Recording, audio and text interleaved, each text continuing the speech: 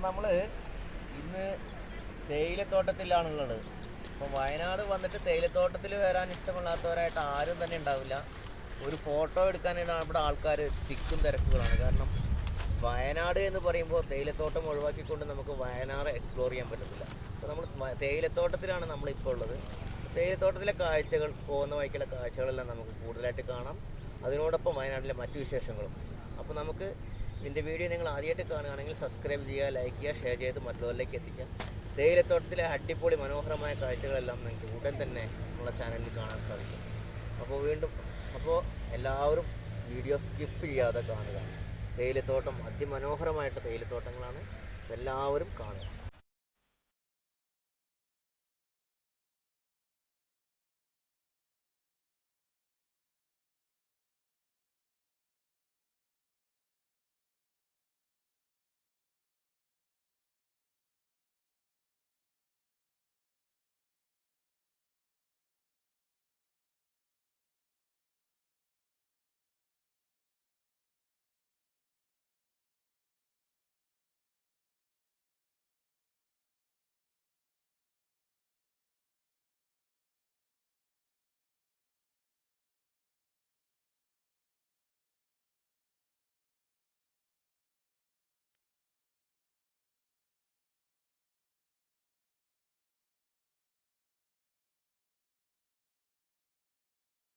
നമ്മൾ ബാണാസുര ഡാമിൻ്റെ അടുത്തേക്ക് പോകുമ്പോഴുള്ള നല്ല ദിവസമാണ് കണ്ടുകൊണ്ടിരിക്കുന്നത്.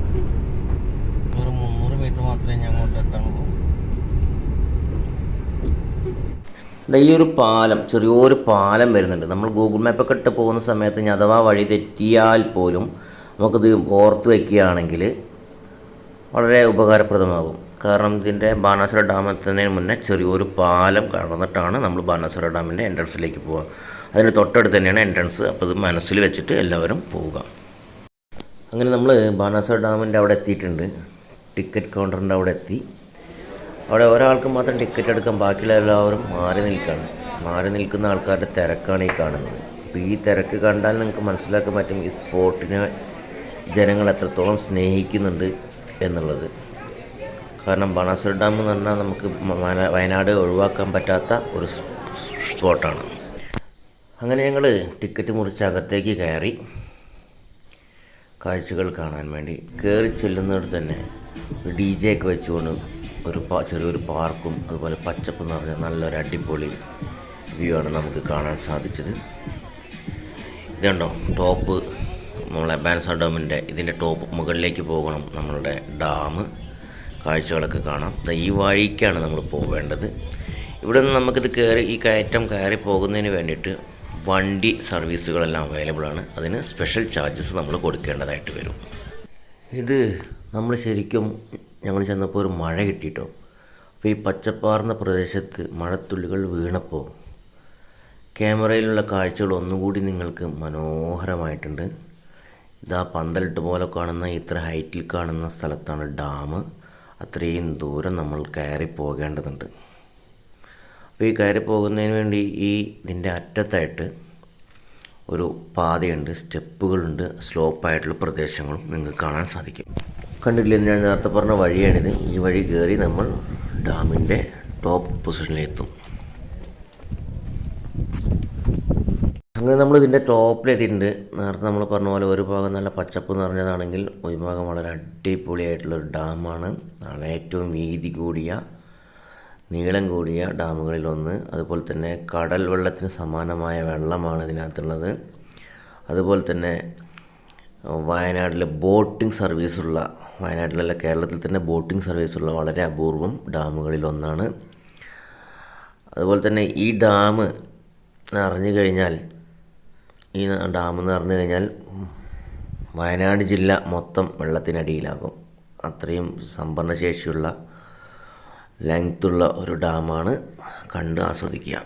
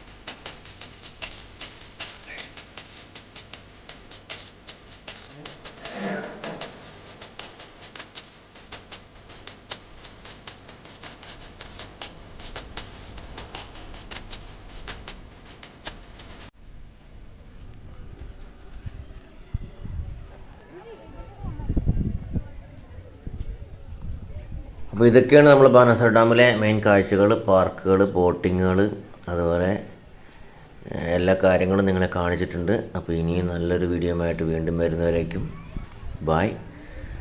നിങ്ങളെൻ്റെ വീഡിയോ ആദ്യമായിട്ട് കാണുകയാണെങ്കിൽ സബ്സ്ക്രൈബ് ചെയ്യുക, ലൈക്ക് ചെയ്യുക, ഷെയർ ചെയ്ത് മറ്റുള്ളവരിലേക്കൊക്കെ എത്തിക്കുക. വീണ്ടും നല്ലൊരു വീഡിയോ ആയിട്ട് കാണാം. അപ്പോൾ അതുവരേക്കും നിങ്ങളോട് കൂടെ പറയുന്നു, നിങ്ങളുടെ സ്വന്തം അരുൺ പെരിന്തൽമണ്ണ.